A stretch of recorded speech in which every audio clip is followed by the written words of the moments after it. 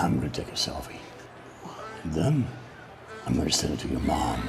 With the meteoric push of Theory, it's clear that Vince McMahon likes this year's Mr. Money in the Bank. While the likes of John Cena, Brock Lesnar, and Roman Reigns prospered, several WWE superstars failed to deliver despite initial support from Vince McMahon. I'm Jeremy, and here are 5 WWE superstars who failed despite Vince McMahon's push. Number 5, Vladimir Kozlov. Back in 2008, WWE was trying to push a superstar to become the next big heel for the company. Enter Vladimir Kozlov, a 6-foot, 8-inch giant from the Soviet who never seemed to smile. Kozlov would fit perfectly into the foreign heel role WWE has pushed for years. Perhaps that's what Vince saw, and he decided to push Kozlov to the moon after his debut. Vladimir Kozlov, however, was ill-equipped to cope with the high expectations of WWE. Such misplaced faith would lead to one of the year's worst title matches at Survivor Series in November of 2008, where Kozlov awkwardly tried to follow the lead of Triple H before Edge interrupted and won the WWE Championship.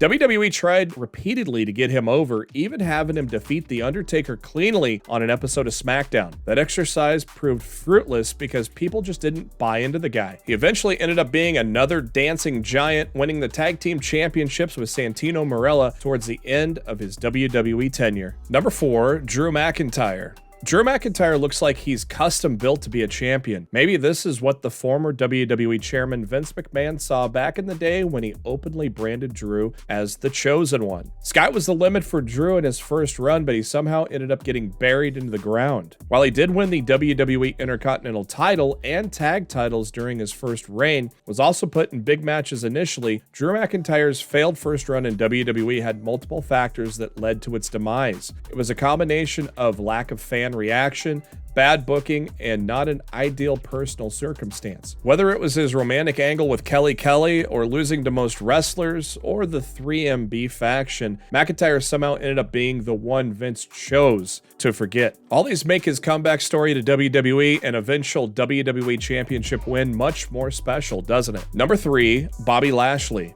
By 2005, WWE was building its new top stars, and the company tried to do the same with Bobby Lashley. During his near 3-year tenure in the promotion, Lashley won the ECW World Championship twice and the United States title once. While looking brilliant from a physical standpoint, Bobby just didn't connect with the audience at all. Many pointed out how his personality, or lack thereof, was a real problem. Lashley was even chosen to represent Donald Trump in the Battle of the Billionaires at WrestleMania 23, which helped shave Vince McMahon bald while millions were watching. McMahon must have liked him a lot to let him be a part of that segment, which was undoubtedly the highlight of Lashley's first WWE run. After his release in 2008, Bobby returned to the company in 2018 and went on to win the WWE Championship twice, showcasing what he could achieve with fans in his corner. Number 2, Lex Luger. No matter what one thinks of Hulk Hogan, one cannot deny that he's perhaps one of the most famous professional wrestlers in history. Now imagine having the job of replacing him, but having the exact same gimmick as him.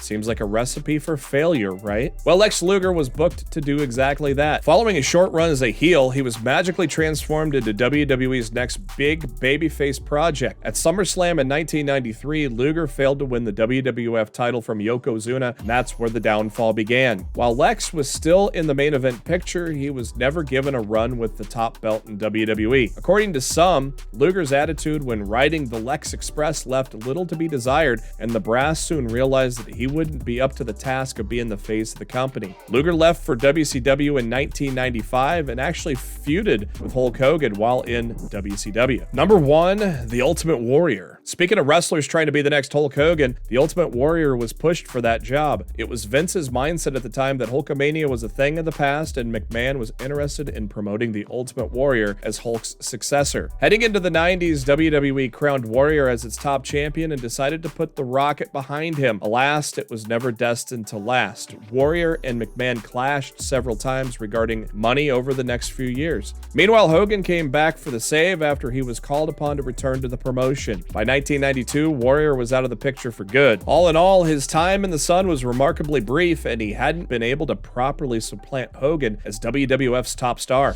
And that's our video for today. If you enjoyed it, like the video, drop a comment, and share it with your friends.